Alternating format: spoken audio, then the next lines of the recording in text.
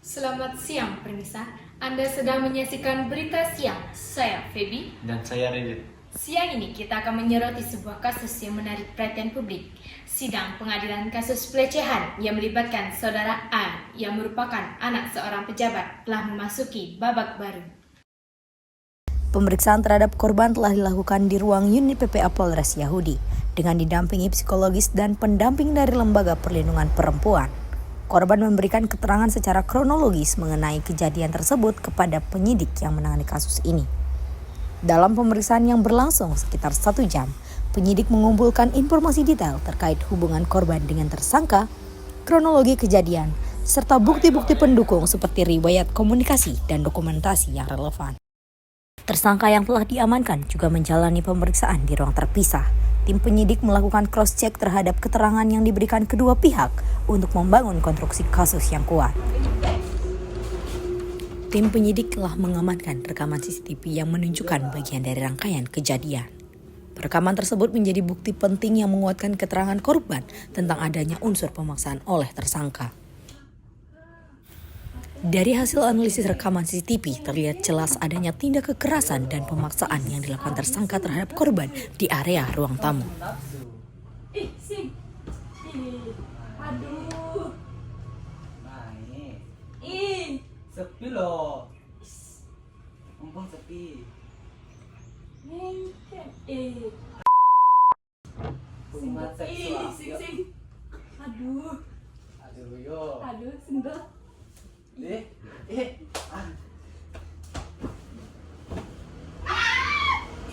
Untuk laporan langsung dari pengadilan negeri, kami akan menghubungi reporter kami Angelica.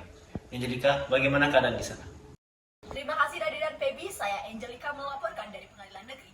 Dapat dilihat di belakang saya sedang berlangsung persidangan antara terdakwa A dengan saudari M yang merupakan anak seorang pejabat. Dengan itu, mari kita saksikan persidangan ini.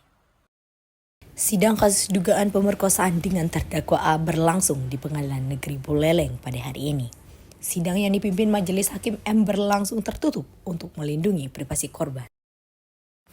Jaksa penuntut umum dalam dakwaannya memaparkan kronologi kejadian berdasarkan alat bukti yang telah dikumpulkan, termasuk hasil visum et repertum dari rumah sakit, rekaman CCTV yang menunjukkan adanya unsur pemaksaan, keterangan saksi-saksi, serta bukti digital berupa riwayat komunikasi. Terdakwa didakwa melanggar pasal 285 KUHP tentang pemerkosaan dengan ancaman hukuman maksimal penjara 12 tahun.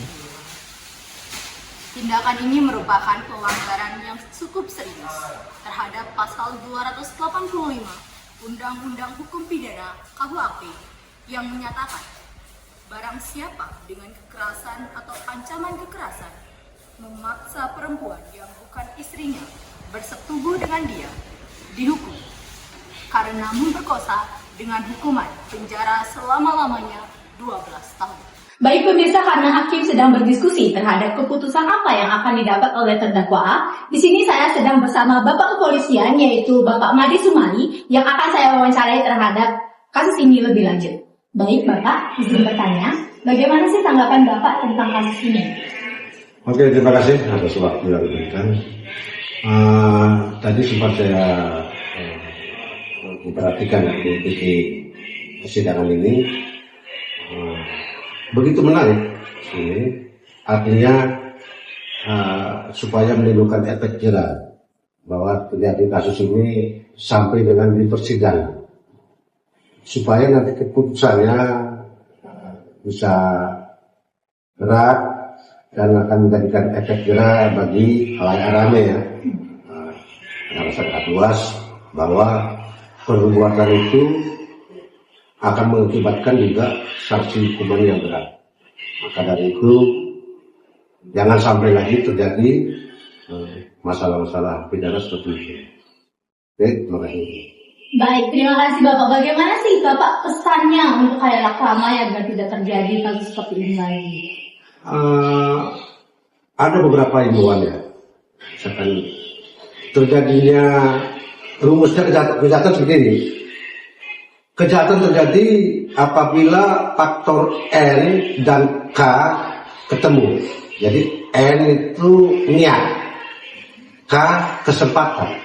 Nah, Kalau sudah terjadi niat dan kesempatan, maka terjadilah tindak pidana. Maka dari itu, masing-masing pihak harus selalu menjaga. Misalkan perempuan ya di dalam berbusana yang tertutup lah, gitu. Ya kan mancing-mancing niat seseorang. Nah itulah, jangan sampai diberikan kesempatan.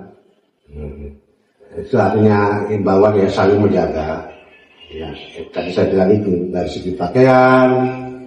Kalau dia terpancing kan, maka muncullah niatnya. Apalagi dia laki-laki ini dalam keadaan mabuk misalkan itu akan terjadi. Itulah imbauannya saya kepada perempuannya khususnya dia bahwa saling menjaga.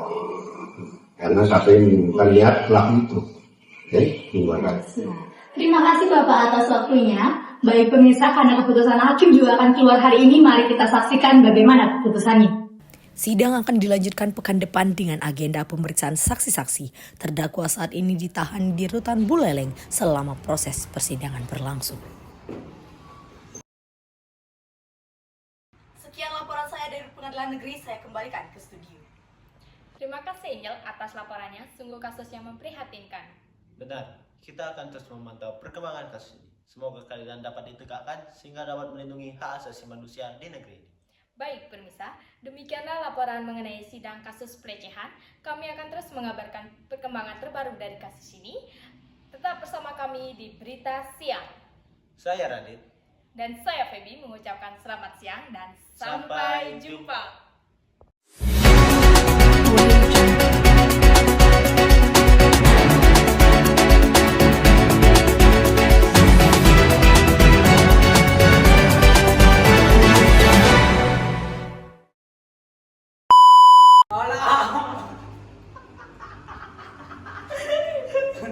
Jangan dikeluarin. Dadah.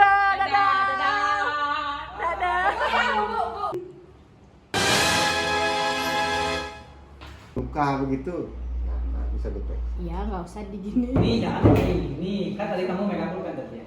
Di provinsi enggak, makanya perlu lengkap.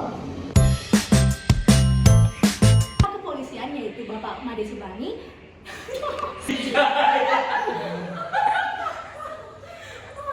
Ngapain?